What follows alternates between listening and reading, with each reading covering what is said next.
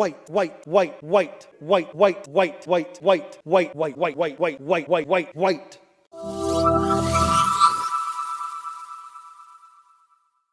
with Humza Yousaf being in the race to be SNP leader and therefore First Minister, we thought we'd put together this box set of videos that we've made over the recent years about Humza Yousaf.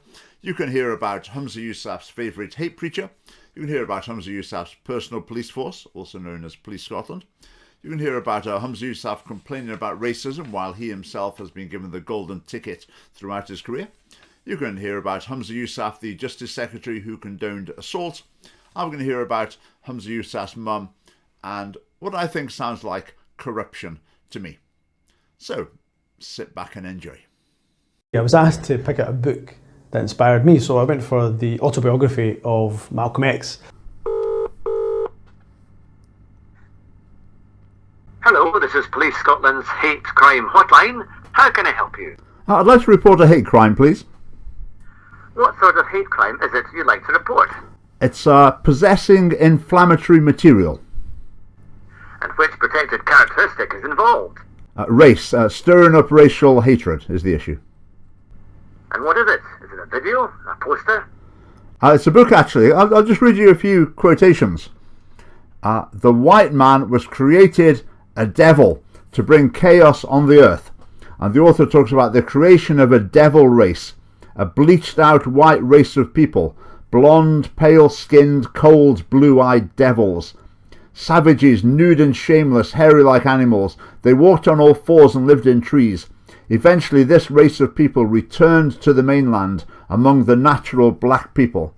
This devil race turned out to have been... the devil race turned what had been a peaceful heaven on earth into a hell torn by quarrelling and fighting. Our enemy is the white man. Who has the lowest morals, if not whites? And it talks about the cesspool morals of white men. Now, I don't know about you, but that certainly sounds offensive and abusive to me. And I think it's definitely likely to stir up racial hatred, as the law specifies. Yes, it definitely sounds abusive and insulting to me. Did the person intend to stir up racial hatred with this material? To be honest, I don't think so, but that doesn't matter in the new law, does it? Quite right. The person can be guilty regardless. Were they publicising this text? They were indeed. They made a YouTube video where they were recommending this book, holding a copy of it in their hand. Which YouTube channel was that? Let me just check. It's called Transport Scotland. It's a Scottish government channel. Could you identify the perpetrator? I can, actually. It's a man called Humza Yousaf. You know, the one who came up with this new law about possessing inflammatory material that could stir up racial hatred. Ah, yes. We know him well. How would you like us to proceed? Well, I've checked the law. If you could enter his home by force if necessary, seize the book, then prosecute him, and hopefully he'll go to prison for the maximum of 7 years. We'll see what we can do. Would you like to be referred to our Hate Crime Victim Support Service? To be honest, no, I don't think that's necessary. I just need closure.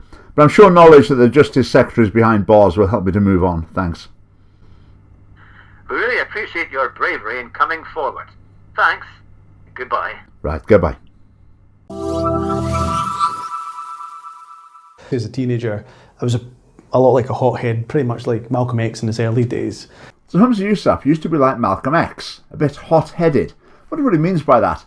Malcolm X's sort of teenage, early adult life was dominated by crime, burglary, drug dealing, and a lot of other things. Too, I guess Humza Yousaf's not talking about that. He's talking about Malcolm X's phase when he was a black nationalist, a member of the Nation of Islam organisation. Now, Nation of Islam is almost completely unrelated to Orthodox Islam.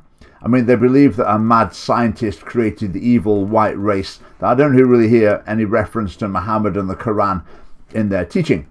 But right near the end of his life, Malcolm X changed his views somewhat. He softened them to some degree when he embraced more Orthodox Islam.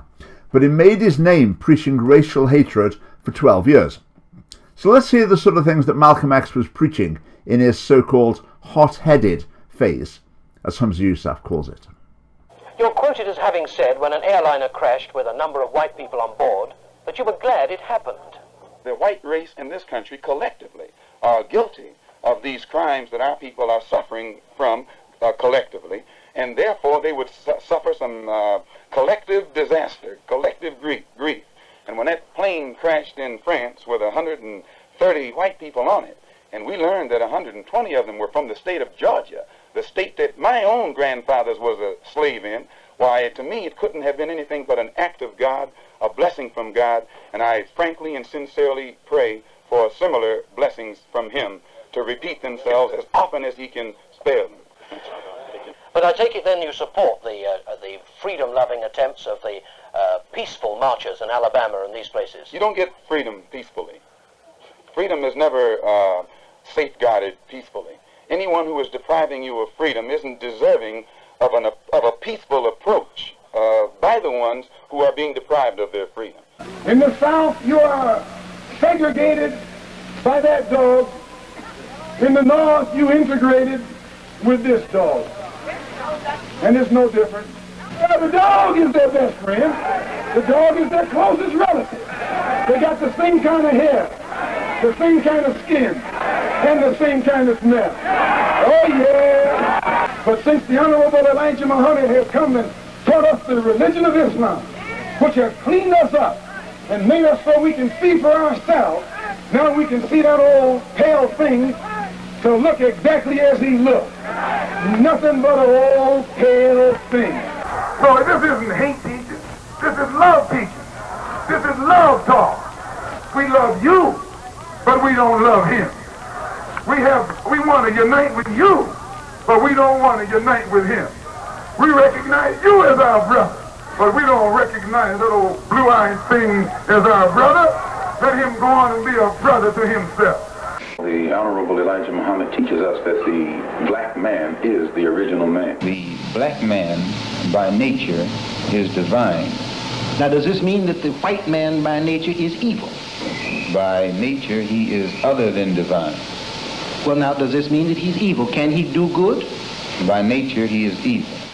And what we have foremost in common is that enemy, the white man. He's an enemy to all of us. I know some of you all think that some of them aren't enemies. Time will tell.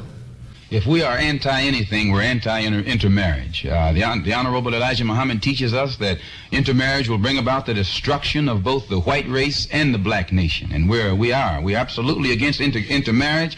You don't have a peaceful revolution. You don't have a turn the other cheek revolution. There's no such thing as a non-violent revolution. We are here to tell you to love the white man. You have come to the wrong place. But no matter what happens, we don't teach you to turn the other cheek. But at the same time, we teach you that anyone who puts his hand on you, do your best to see that he doesn't put it on anybody else. God is after him. God is the one that's making his ship sink in the sea. God is the one who brings his airplanes crashing out of the sky, full of white folks.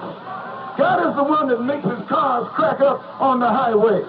God is the one that's giving polio to his little children and making his senators die with heart attacks.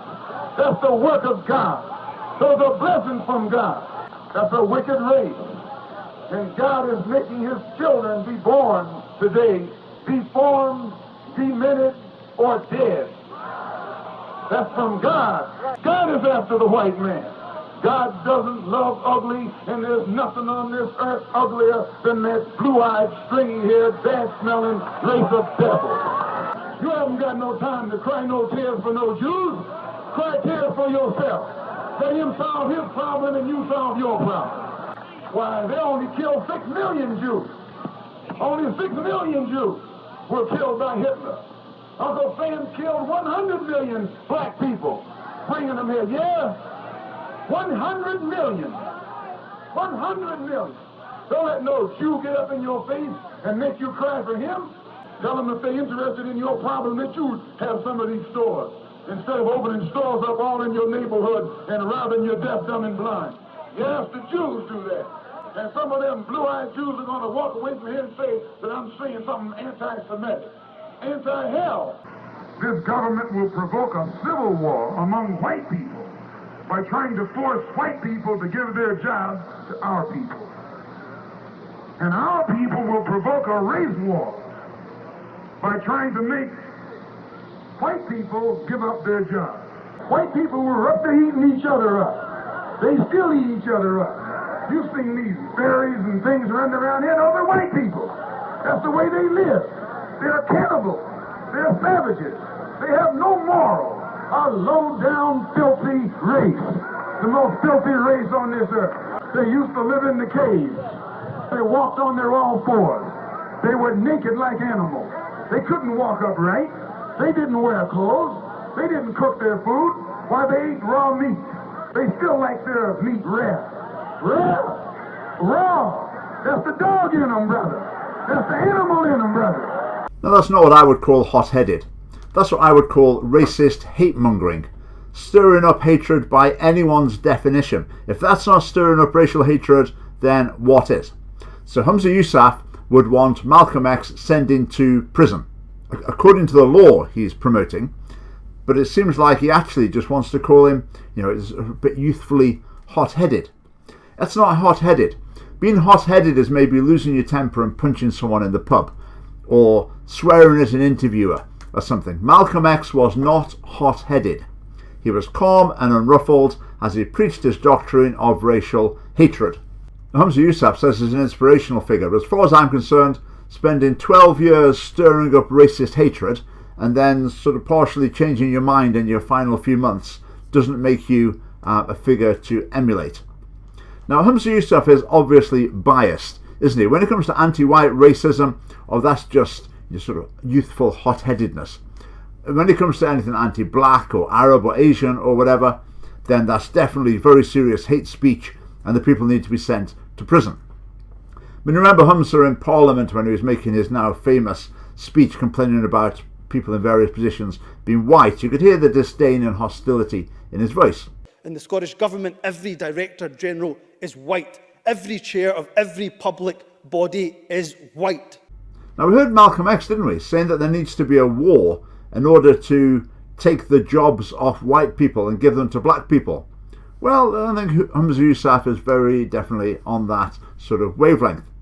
Now, Humza's the Justice Secretary, and a key feature of justice is that it should be blind, impartial. But it seems like there's very good reason to doubt Humza Yousaf's impartiality on this issue. Let's take a step back and just talk about Malcolm X's life a little bit more. His father was murdered when he was very young by a racist organisation akin to the Ku Klux Klan. That's not definite, but it seems very likely that that's what happened. His mother was mentally ill, and Malcolm X ended up living with various foster families. Then after that, he went into a life of crime. I think in that context, no father figure, I think you could almost see that coming with him. He ended up in prison. When he was in prison, he converted to the teachings of the Nation of Islam.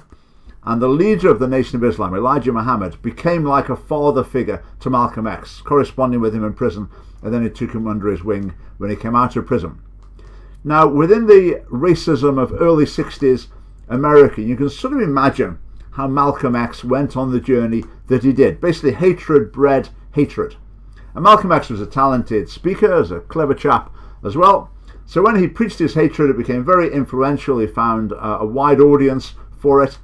And his objective was to turn the American black civil rights movement away from its peaceful and successful strategy, promoted by Martin Luther King, etc. He wanted them to move to something much more direct and much more violent. Now, in his final months, he fell out with Nation of Islam and left them, not over their teachings, over some other things, and then his views softened to some degree. Upon reading Malcolm X and reading his life journey, he was somebody who was very set in his beliefs. But then after his trip to Mecca, where he went for the Hajj pilgrimage, he sat beside white people, beside Chinese people, so people of all colours, all races, and of course of the Muslim faith. And that completely changed his worldview from one of segregation to one of when it came to a cohesive multicultural society. And the fact that he was able to change his beliefs through meeting with people, through engagement, through using the faculties of his own intellect, I suppose inspired me as a youngster that maybe I shouldn't be so hard set in my ways, but be open-minded. So Malcolm X embraced Orthodox Islam to some degree, which is not a racist creed, and he changed his views somewhat. But listen to the way he expressed it. We are all truly the same, brothers, because their belief in one God had removed the white from their minds, the white from their behaviour, and the white from their attitude. Now that sounds to me like he's saying that whites can be cured by becoming Muslims, then the bad whiteness can be sort of drawn out on them in some way. I would say maybe his beliefs did move on a little bit from that as well in the final weeks of his life. But the reformed Malcolm X was still race obsessed. Listen to this interview. This is very much from his final phase just before he was assassinated.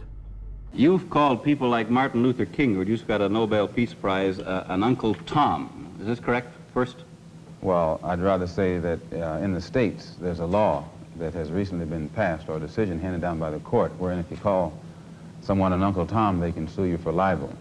Well, so I never refer to them as Uncle Toms. I would say that Uncle Martin is my friend.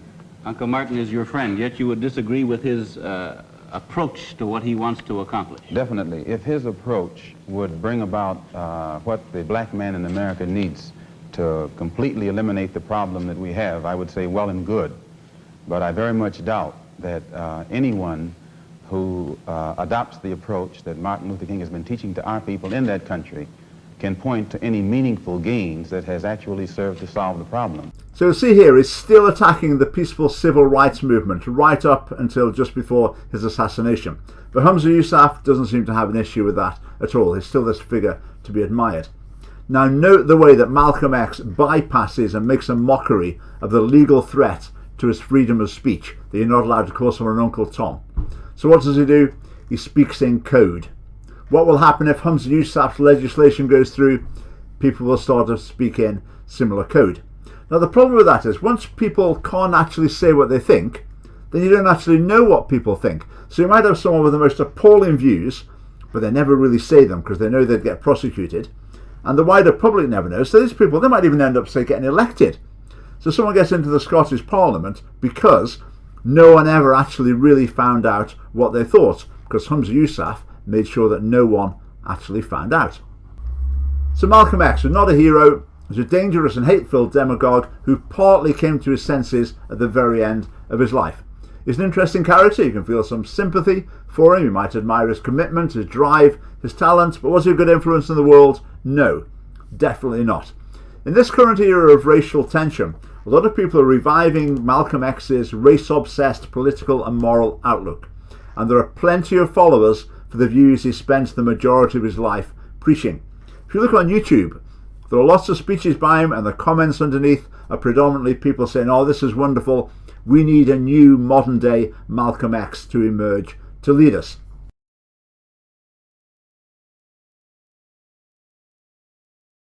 So Malcolm X's journey from hatred to more moderate views, how did it happen?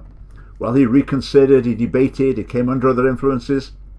What would have happened if he'd have been locked up for hate speech, as Humza Yousaf, maybe the law would have said he should have been? What would that have done?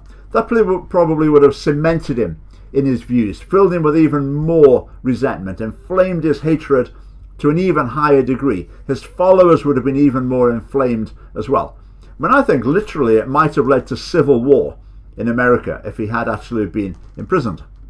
So Humza, question for you. Would this story have turned out better if he'd have been locked up a couple of years into his hate preaching? If you think that would have been better, then go ahead with your current hate speech bill in the Scottish Parliament.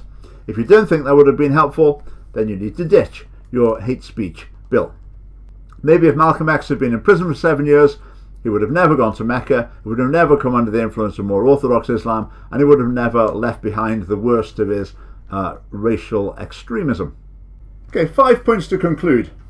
Number 1, Humza Yousaf is extremely sensitive to anti-black, Asian, minority ethnic racism, and he complains against racism against himself routinely, but he seems oblivious to anti-white racism and also anti-Semitism. I showed some in the video, and there's a bit in the book as well that he is commending. Number 2, it never seems to have crossed Humza Yousaf's mind that Malcolm X was stirring up racial hatred. The fact that he can't see that connection, even though he's promoting this hate speech bill and he knows there's videos on YouTube that he made a couple of years ago, he doesn't put two and two together, he doesn't take the video down, he severely lacks judgment. Number 3, prosecuting people for hate speech reduces the chances of reform through dialogue and instead creates martyrs, heroes. Right, number 4, hate speech legislation that Humza Yousaf is promoting is extremely broad, and he should be prosecuted under his own law for possessing this book. Now, he could try the defence, oh, Malcolm X partly changed his mind later in the book, but someone reading the book might think, no, I agree with the first vast majority of it, rather than a little bit at the end where he's partly changed his mind. These earlier chapters, they were written when Malcolm X actually believed it, not when he was looking back at it. They were written at the time when that's what he actually was preaching. Maybe Humza Yousaf could claim in court he had reasons to possess a copy of this hate material. It was for academic interest. But no, it wasn't. He was promoting it on YouTube. So I'm deadly serious when I say Humza Yousaf would be guilty under his own possessing inflammatory material law. If you swapped white for black in the comments in that book, Humza Yousaf will definitely want you locking up. But swap them back for white and he actually promotes the book himself. Right, number 5, Nation of Islam. I mean, Nation of Islam was just like race identity politics on steroids. I think it still is. Orthodox Islam was what Malcolm X was attracted to more in his final months. Where's Humza Yousaf in all this? Well, if you look at Humza Yousaf's interests and values and emphases and priorities, it's race identity politics. Okay, it's a diluted version compared to Nation of Islam, but I can see why Humza Yousaf would be on that wavelength. Whereas Orthodox Islam, how often do you hear Humza Yousaf arguing for something? You think, oh yeah, that's reflecting Orthodox Islamic teaching. Well, somewhere in the region of never. When he voted for same-sex marriage, he seems to support all the progressive so-called values of the SNP. No sign of Orthodox Muslim values. I mean, how could there be? He supports the SNP. So I believe that Humza Yousaf admires Malcolm X because he relates to his values and priorities. Race identity politics rather than the Orthodox teachings of Islam. Well, I'd just like to say hello to Humza Yousaf at this point. I'm sure you'll watch this video. And I'd like to invite you to debate its content. We'll be very happy to do that online or in person. Now, to be honest, I'm almost certain that you won't, because it could be an absolute disaster for you. But if you were up for it, we're ready and waiting. But can you just imagine if the Scottish Family Party had MSPs in the Scottish Parliament, we could put Humza Yousaf on the spot about this issue in the debating chamber. And could you imagine that? If you want to see that happening, you need to support the Scottish Family Party in our quest to make that happen. And the best way you can support us is by joining via the link below. And if you think maybe you could be the person to stand up in the Scottish Parliament and put Humza Yousaf on the spot, then maybe you could be a candidate for us in the election next year. If you're interested in that, join up, then put yourself forward. You can also sign up to our newsletter in the link below as well. Thanks for watching.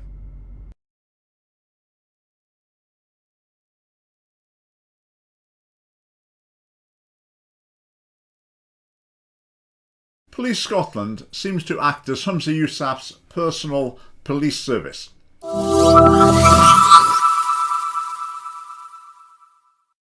But before I go into the details about that, let's have a quick recap about Humza Yousaf's career. Initially, he worked for the Scottish Islamic Foundation, which was a group set up by the SNP government in order to ingratiate the government with the Muslim community. And Humza got a job in that, obviously, because he was a Muslim. Having been risen to prominence within the Muslim community through that role, he then became an SNP candidate. And through his career, it's appeared that he's had the golden ticket. The SNP have wanted to have him in the most senior position as the token Muslim. Now, that's not some sort of scandalous accusation. The SNP is quite open about the fact that that is its philosophy. They want to make special efforts to have people from minority groups in senior positions. So in the light of that, we can assume that it's a distinct possibility that he might not have been the most competent person for the job at various stages in his career. If you look at how he's fared in the different ministerial roles that he has occupied, I think that could well be being borne out. Now, I've spoken to Muslims about Humza Yousaf, and the way they talk about him is the way that some Christians talk about some Christian MSPs. they say, we don't really care that he's a Muslim. He says he's a Muslim, but so what? Because he doesn't stand up for Muslim values in the Parliament. So a lot of Muslims in Scotland find him actually very frustrating. The fact that he claims to be representing the Muslim community, but actually doesn't in terms of their values. Other things just to fill on Humza Yousaf's background before we carry on. £300,000 was given to a charity run by Humza Yousaf's mum a few years ago, over a period of 2 years. This charity for Muslim women operates from one house in Glasgow, and it was given this £300,000 by the government in order to reduce its carbon footprint. Now, I don't know about you, but I suspect if you or I were running a charity to help women from one house in Glasgow, we probably wouldn't get quite as much as £300,000 to reduce our carbon footprint. Humza Yousaf retweeted a tweet that basically said that Churchill was a racist. White, white, white, white, white, white, white, white, white, white, white, white, white, white, white, white, white, white. A couple of years ago, he delivered his infamous white, white, white speech in the Scottish Parliament, and when he went through people in various senior positions, particularly in the legal system and the government in general, complaining that they were white in a very contemptuous tone. A lot of people thought he was being very divisive, and he was also wrong in the point he was making, because the vast majority of people in Scotland are white, and even if the proportions in the most senior positions don't reflect society in general, it's inevitable that there will be a lag. If you arrive in a new country, you're not going to be the Lord Advocate a week later. So as proportions of people of other ethnicities, other races increase, there is always going to be a lag between that and proportion in the most senior positions. Just an aside about that sort of white, white, white speech, it became infamous around the world actually. It got a lot of publicity. And I have to say, I found it. I was watching the debate in the Parliament, I saw that clip, made a family party video about it, and after then it just spread and spread and spread. More and more people took the clip, and it got an awful lot of attention. My other claim to fame in this regard is you'll have heard Nicola Sturgeon called the Chief Mammy. She called herself the Chief Mammy. Again, I found that one as well in some obscure video tucked away on YouTube. Now, the hate speech legislation that Humza Yousaf pushed through the Scottish Parliament is currently not in action because Police Scotland looked at it and said, we really don't know what to do with this, we don't know how to make the judgments, and so that's on hold. But during the process, at a couple of points, I listened to Humza Yousaf speaking about the need for hate speech legislation, and my interpretation of what he was saying was it seemed like he basically wanted a law in order to be able to get people who were not being nice to him. It seemed like a personal crusade to give him a tool to attack those he thought were being unpleasant to him. But I have to say, Humza Yousaf seems to be doing perfectly well with the existing laws. So I'm now going to go through 4 cases that I'm aware of where Humza Yousaf has got people prosecuted for what they've said to him or tweeted about him or emailed to him, etc. There might be others that I'm not aware of, but these are 4. So here's the first one from Twitter. So the person tweeted, I'll say the actual words just to so you can understand what was said. So tweeted to Humza Yousaf, "You're a packy, don't tell us white guys what we can and can't do." Right, obviously that tweet is sort of reprehensible and there's racist sentiment in it. If that was from a Scottish Family Party candidate, for example, there wouldn't be a Scottish Family Party candidate for much longer. But we're talking about a court case here, and this person was found guilty, and it was regarded as racially aggravated, and it was considered to have caused alarm and distress to Mr. Yousaf. Did that cause alarm to him? I don't see how that could be alarming. Distress? Really? As a politician, have you not got a thicker skin than that? Were you really distressed by it? Anyway, this person was prosecuted and fined. And the judge said there's no place in our country for comments of the nature you posted on the Twitter account. I find that form of words quite confusing. There's no place in our country. Is that a way of saying it's wrong? You shouldn't do it? We would prefer if no one spoke like this in our country? But it doesn't sound a very good justification for saying that something should be illegal. It should be prosecuted, right? The defence lawyer said he's not someone who holds racist views. He's learned the difficulties and problems that posting on social media can bring, particularly when under the influence of alcohol. So claiming that the person was drunk when they put that on Twitter. Now, it may well be that that person's life in some ways is in ruins now. If they were like the local window cleaner, they might be okay. But if they were, say, a teacher or a social worker, who knows what the consequences might have been. Anyway, let's move on to the next one. Here's the report there. Right, so it says, Mr. Yousaf asked the accused, would you like to buy a big issue? So Humza Yousaf was on the streets of Glasgow selling the big issue to support the big issue campaign issue. And the accused replied, no, I don't, mate. You're not from my country and you're selling the big issue. So said, you're not from my country. Mr. Yousaf then stated, I think you will find that I was born here, pal. The accused then stated, aye, maybe you were, but the rest of the people weren't. It was also captured on camera saying, effing benefit locust and charity begins at home.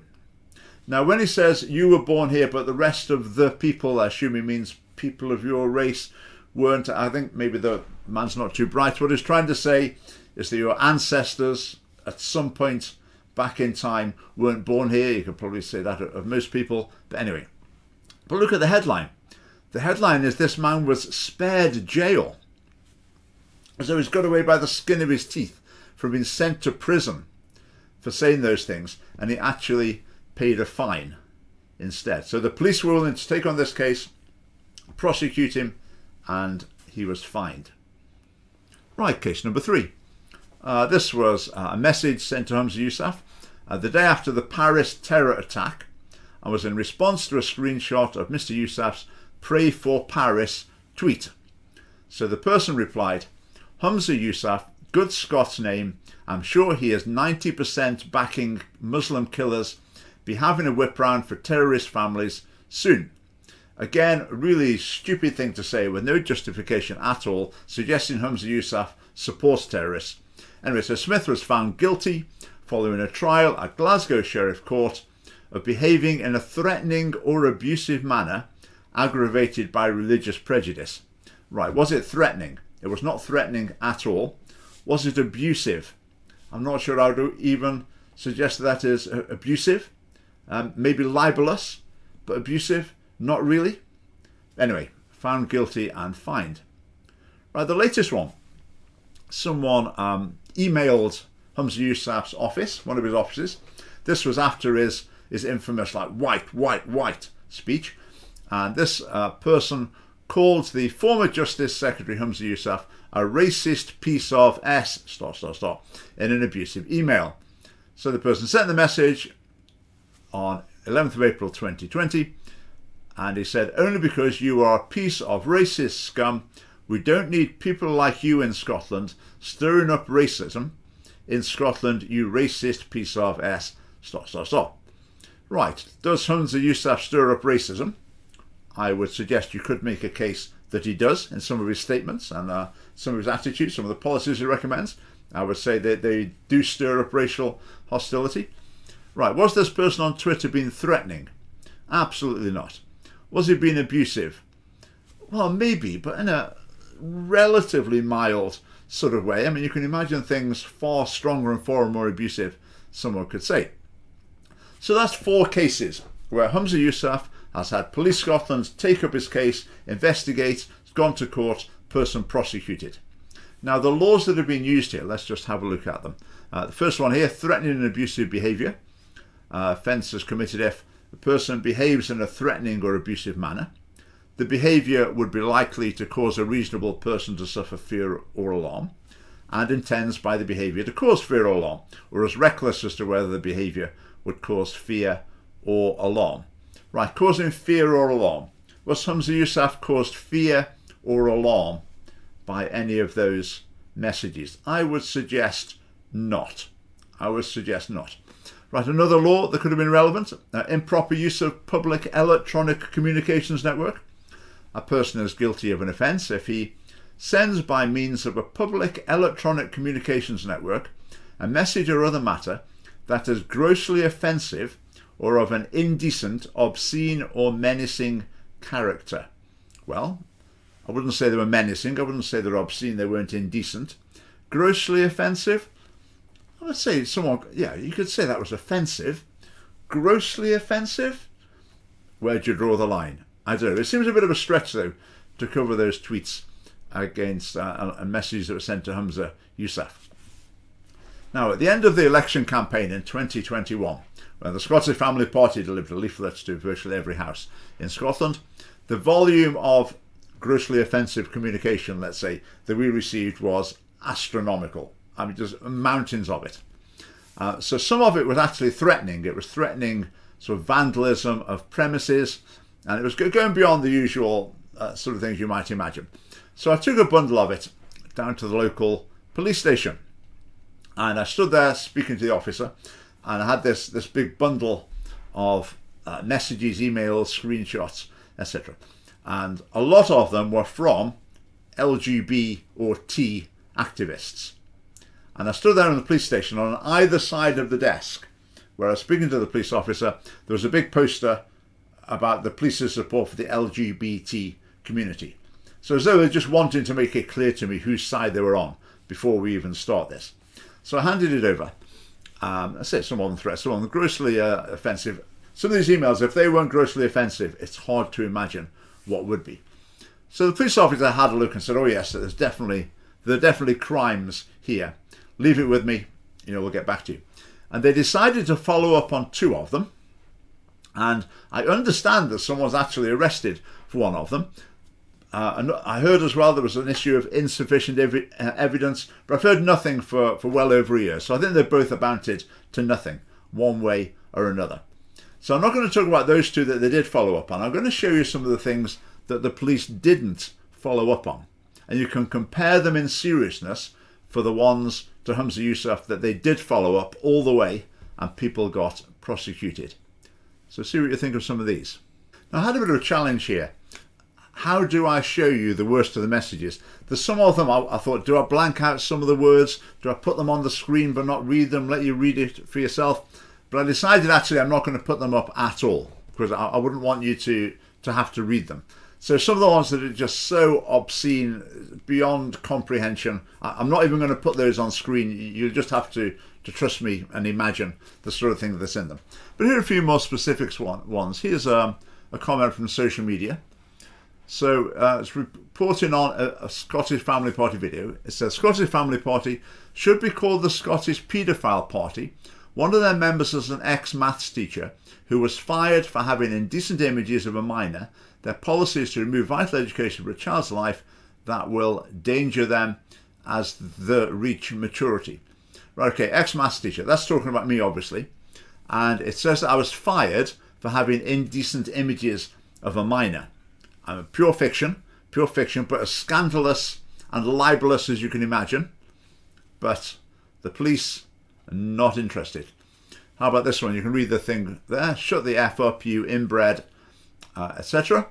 So again, that didn't count as grossly offensive as far as the police are concerned. Compare that to some of the ones to Humza Yousaf. That seems much more serious, much more offensive to me. Anyway, let's look at these ones here. Suck your mum, you're just a bunch of twats, please F off. You transphobic pieces of... Right, okay. Then another one of our candidates is a giant nonce. Again, absolutely scandalous, libelous message there. Police not interested in that one. Again, comments to Scottish Family Party videos, so talking about me. This guy looks like an effing pedo that's been rejected from pretty much every other party. Why should I vote for you? Shower of bigoted that you are. Again, same sort of idea. Here's the one I would say, this is one I'd say is amounting to incitement. It says, I would never condone anyone trashing or posting graffiti all over the Scottish Family Party's headquarters, but if anyone were to do so, the address below is where you could do it. Terrible idea though, really. I mean, that's obviously incitement. They didn't realise that offices are actually a virtual office. There's not actually a Scottish Family Party office there. But again, I think that's something that the police should really be interested in. Right, by promoting porn in schools, I've learned how to make your wife orgasm. Okay, now how grossly offensive do you need to get? If that's not grossly offensive communication, what is? What could be? Here again, picking on one of our candidates, saying they're a paedophile. Now, you can see at the top there as well, you're all a bunch of effing retards. You should all be hung. Is that not getting a bit towards sort of threatening and alarming, maybe? When there's a law, like the laws I read to you about grossly offensive communication, the law is there to protect everyone equally, but of course the law is only any use if the police will actually act on it. Because some cases there's a law, but it's only any use to the particular type of people that Police Scotland say, okay, the law's been broken, we're going to do something about it. On other occasions they might say the law's been broken, but tough. In those cases the law may as well not exist. But one of my experiences with this was when I had my case with the General Teaching Council of Scotland. A lady lied to them about what the police had said to her, so the police got all the evidence that this lady had lied to the General Teaching Council of Scotland about me in order to get me struck off, and that's clearly a crime, but the police just wouldn't do anything. They wouldn't do anything.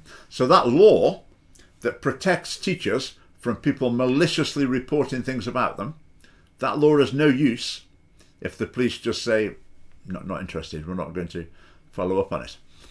So Humza Yousaf seems to have a direct hotline to Police Scotland. Why is that, I wonder? Is it because he's been an SNP government minister? Is it because he's a Muslim? Is it because of his race? But you can see from this picture here, there's a special relationship between Humza Yousaf and Police Scotland. And when he's launching campaigns like the Dear Haters campaign, it wasn't just an abstract thing for the good of the people of Scotland. There's very much a personal element in it as well. So this is what Humza Yousaf is managing to get done to people who say things to him that he doesn't like so far. This is even before the stirring up hatred offence has actually come into action. So if you're thinking of saying something unsavoury to Humza Yousaf, I would say don't do it, because it's the wrong thing to do. But also don't do it because you might very well find the police knocking on your door, you'll find yourself in court, you'll find yourself convicted of a crime. Now, if you're thinking about saying something really grossly offensive and appalling to a representative of the Scottish Family Party, I would also say to you, don't do it because it's the wrong thing to do. But if you're really wanting to be foul and abusive, slanderous and gratuitously offensive, do it towards someone from the Scottish Family Party, because then the police are not really going to be interested. It almost seems as if Humza Yousaf has got a special relationship with Police Scotland. Having said that, just say about Police Scotland, I mean, the vast majority of the work that they do is excellent. You know, if there's a mad axeman at my door, that's who I would call, and I expect them to come along and deal with the situation. So the vast majority of what Police Scotland do is excellent.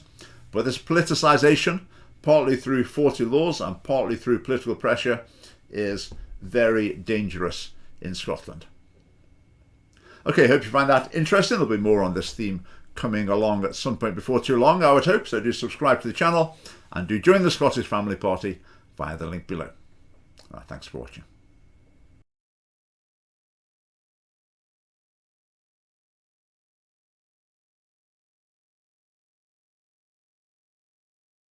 So I don't have to cast my mind back particularly far to somebody calling me a packy.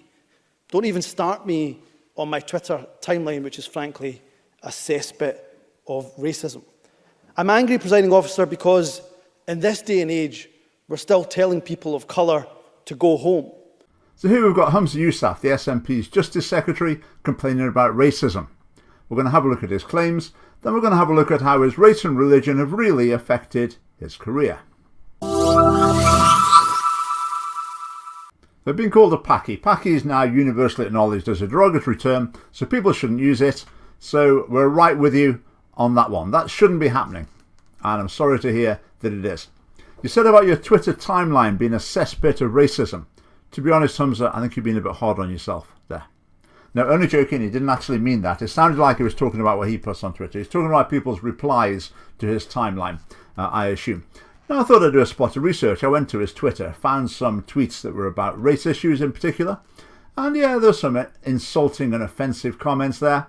You know, but that's Twitter. There are some insulting and offensive people around. Some pretty unpleasant characters. That's par for the course with Twitter. Okay, I didn't see any racist comments. Maybe I missed them. Maybe there have been on other occasions. It says sometimes people have said to him, go home. Okay, that's completely out of order. There's no reason for that at all. So we're right with you on that one as well. I mean, the person who said you should be machine gunned, again, that's completely outrageous. Whether it's racist or not, I don't know. But, you know, we're right with you. That just shouldn't happen. Okay, how about my experience? Well, I've been insulted in quite a few ways over the years, not to do with race, but to do with lots of other things. Have you had more insults than me overall? I mean, my views lead to a lot of insults. I don't know. When it comes to Twitter, I think anyone who puts themselves forward on Twitter and expresses like political, moral, philosophical opinions, that's what you're going to get. Have you had it worse than other people? I don't really know. Have I ever been told to go home, back to England? Well, yes, on several occasions. In fact, I'd say that's quite a regular occurrence. One occasion in particular springs to mind with a group of people who were definitely SNP supporters during the last election campaign. One of them said to me as his parting shot, go back to England. And the one about machine gun, I mean, okay, that's extreme. It's just silly talk, though. People shouldn't talk like that, but a lot of people do. They talk about the people they disagree with and say, oh, they should all be shot, or whatever. So I would certainly oppose that and discourage it, but I'm not sure that's particularly unique to you, and I'm not sure it's particularly racism in your case. So, Humza Yousaf, have you had a hard time because of your race? Very possibly, and I absolutely condemn that. Has it been worse than other public figures we're exposed to? I'm not sure, but it doesn't really matter. It shouldn't happen in any case. Now, we might differ a bit here. What's the solution to it? My solution would be, well, the first thing with like Twitter nonsense, I mean, ignoring it is a good place to start often. If you share it, then it inflames your supporters, and then, that can lead to an escalation. Sometimes, this is the lunatic fringe. These are the nasty characters. If you ignore them, just have the debate with the mainstream, sensible people with whom you can have some sort of intelligent exchange of views. I mean, I generally don't try and use offensive and insulting tweets and messages or whatever. I don't try and use them as evidence in my favour. I tend to just, delete them or ignore them or whatever. I mean, the go home business. Okay, I've been told to go home or to get out of Scottish politics because I'm originally from England. But we might disagree about the solution to that. I don't think the solution is to have English Awareness Week in all schools. We don't need English History Week. We don't need English icons up in every classroom. No, we're just need to make people good people, and they won't engage in that sort of behaviour. So in schools, if there's some sort of unpleasantness going on, the teachers deal with it as it comes up. Whether it's because someone's got big ears, or whether it's because they've got brown skin or whatever, it doesn't matter. The message is the same. Don't be horrible to people. Now, Humza, while we're on the racism thing, you also wade into the Black Lives Matter statue issue, and I saw that you tweeted this. Now, Churchill's views were of his time. Okay, we wouldn't accept some of them today, but he's still a national hero. Now, Humza, you may think that you're a national hero because you kept the gritters out during the Beast from the East. Okay, so maybe that was a good thing, but it doesn't match saving the world from Nazism. So if you can't recognise Churchill as a figure worthy of commendation, there's something far wrong with your value system. Anyway, let's move on. You complain about racism leading to underrepresentation of black and minority ethnic people in Scottish life. Take my portfolio alone. The Lord President, white. The Lord Justice Clerk, white. Every High Court judge, white. The Lord Advocate, white. The Solicitor General, white. The Chief Constable, white. Every Deputy Chief Constable, white. Every Assistant Chief Constable, white. The Head of the Law Society, white. The Head of the Faculty of Advocates, white. Every Prison Governor, white. And not just Justice. The Chief Medical Officer, white. The Chief Nursing Officer, white. The Chief Veterinary Officer, white. The Chief Social Work Advisor, white.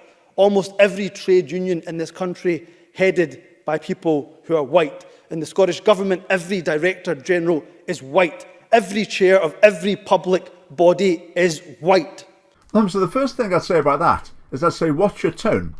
The way you said white, I mean, it sounded like disdain. It was almost the tone Nicola Sturgeon uses when she says Westminster.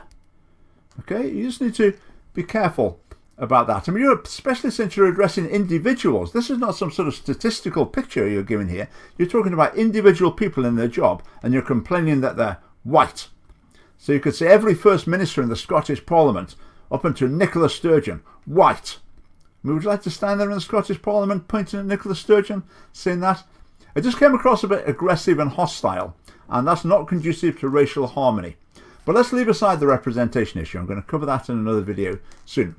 Let's look at your story, Humza, your struggle to make your way in racist Scotland. I mean, did you need to be twice as good as everyone else to overcome the discrimination that you faced? Well, let's see. Let's go back a bit. Over 10 years ago, there was an organisation called the Scottish Islamic Foundation. It was founded by an SNP candidate.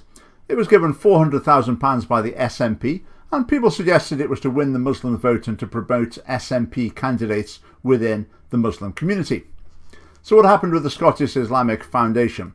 Well, there were financial irregularities. It had to give back £128,000 to the government, which had been given to run some Islamic festival that never actually happened. So there's a bit of scandal in that regard, and it ended up folding.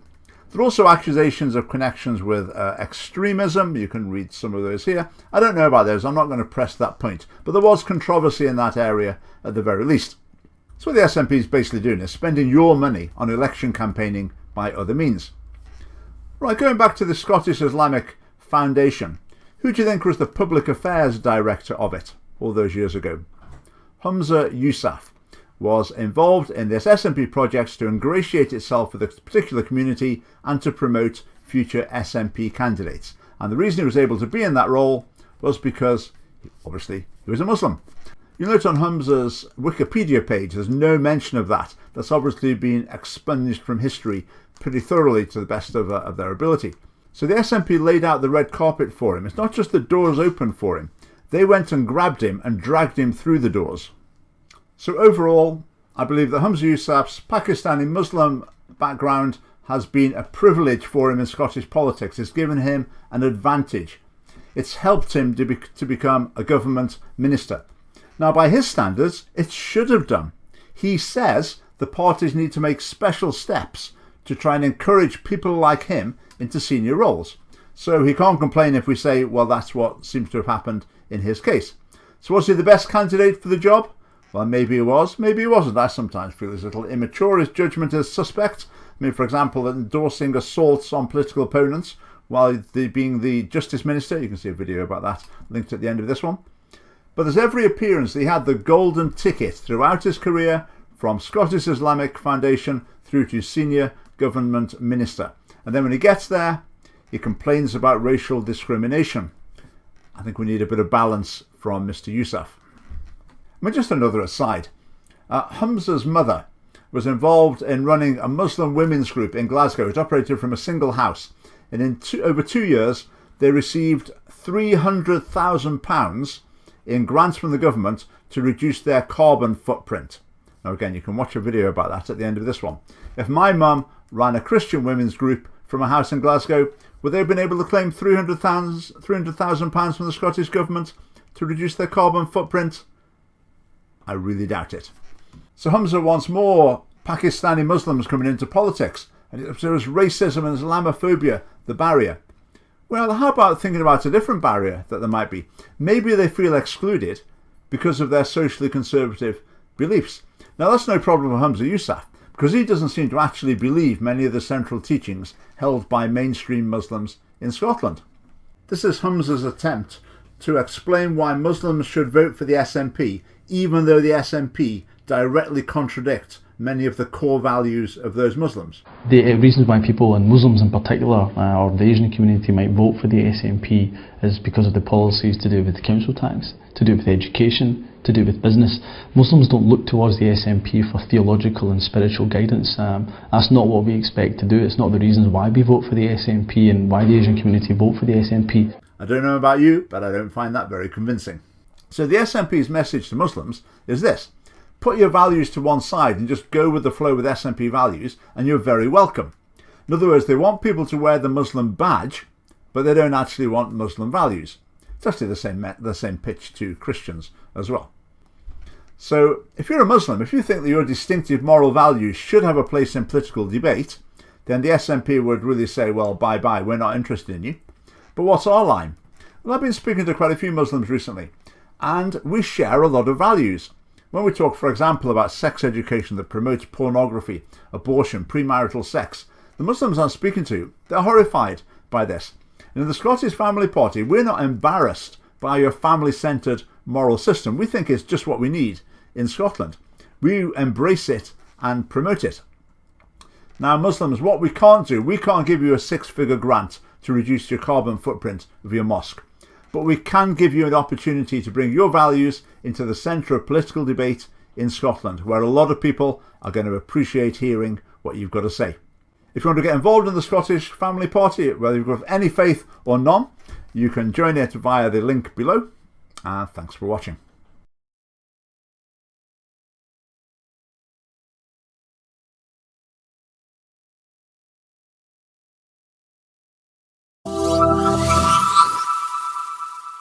Well, in the last few days, Tommy Robinson, the anti-Islam activist, has had milkshakes thrown over him while he's been out campaigning, and today Nigel Farage had the same treatment, and the person who threw a milkshake over him was arrested for assault. I was listening to something on the radio tonight on Radio 4, and a journalist from The Guardian was talking about it, how saying that's just a bit of fun, people need to have some humour in politics. I mean, how ridiculous. I just would have loved to have seen that conversation taking place while someone held a McDonald's milkshake over her head. And I'm sure she would have said, it's fun, of course you can throw milkshakes over people, but not Guardian journalists, obviously. That would be different. Now, if you think about this, if you were walking on the street and someone came and threw a McDonald's milkshake all over you, you'd be pretty annoyed. And if the police were there, you'd be expecting them to take that person and arrest them.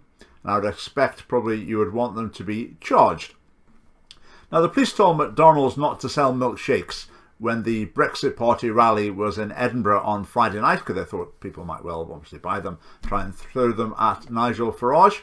So that's what they did. McDonald's put a sign up saying we're not selling milkshakes tonight. McDonald's then produced an advert. I couldn't find an image of it on the internet, but I saw it on Princes Street. And it was an advert for milkshakes, and it said something about what flavour would you like, Tommy. So they were making a joke about the fact that their product had been used in assaults.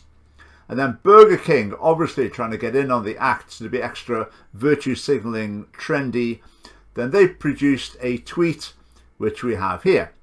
So it's saying McDonald's maybe not selling milkshakes, but we're selling them all weekend. Have fun.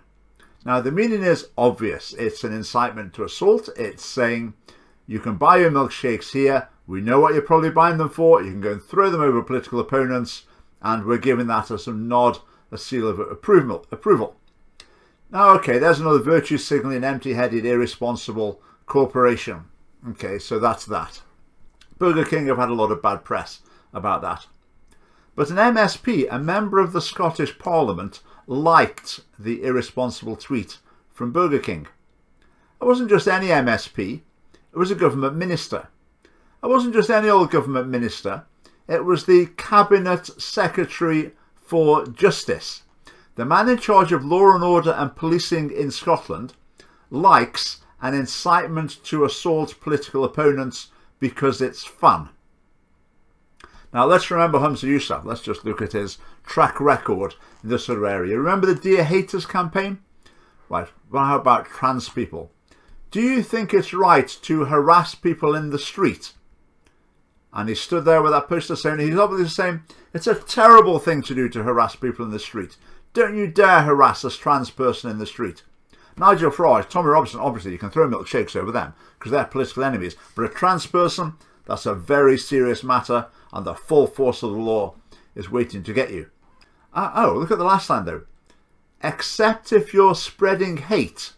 If you're spreading hate, these things don't apply. You can be harassed in the street, it seems, if you're spreading hate. If it's spreading hate, you deserve everything you get. Who decides who's spreading hate? Well, the Scottish Government, I assume. Humza Yousaf decides who's spreading hate. So if Humza Yousaf decides that Nigel Farage is spreading hate, then apparently it's okay to assault him. Now, if Humza Yousaf or Nicola Sturgeon had a milkshake thrown over them, would that be all good-humoured? I don't think so. If it was thrown over him, he'd be saying it was an Islamophobic hate crime. But when it comes to people that doesn't like getting assaulted, well, that's just a bit of a laugh. Humza Yousaf lacks the judgment and impartiality to be Justice Minister. When he was Transport Minister, he was caught driving with no insurance. Now as Justice Minister, he condones the assault of political opponents. Where's his career going to take him to next? Health Secretary? Is he going to recommend smoking or something?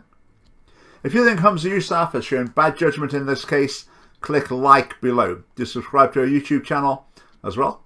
And the Scottish Family Party is a political party. You can join us via the link below. Thanks for watching.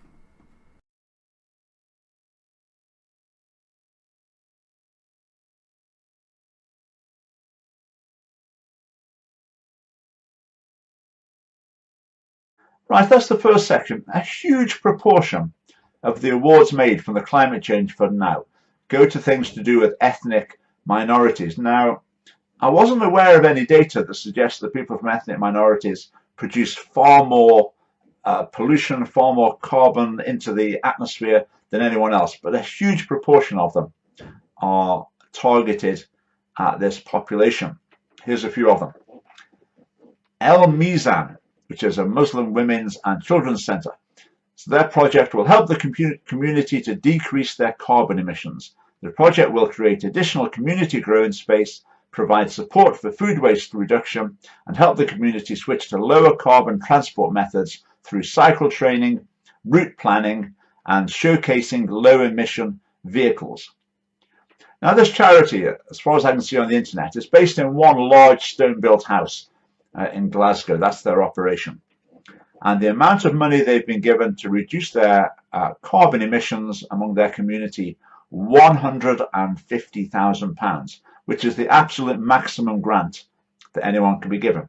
£150,000 to reduce carbon emissions. Now, if they had a coal-fired power station in their back garden, I think, okay, maybe I can see how that could reduce carbon emissions. Okay, they're experts at it. El Mizan. Let's look at another year that they applied for it. A project to build on the willingness of 1,000 Muslim users that want to be supported to decrease their carbon emissions. £147,000, just below the absolute maximum that you can get.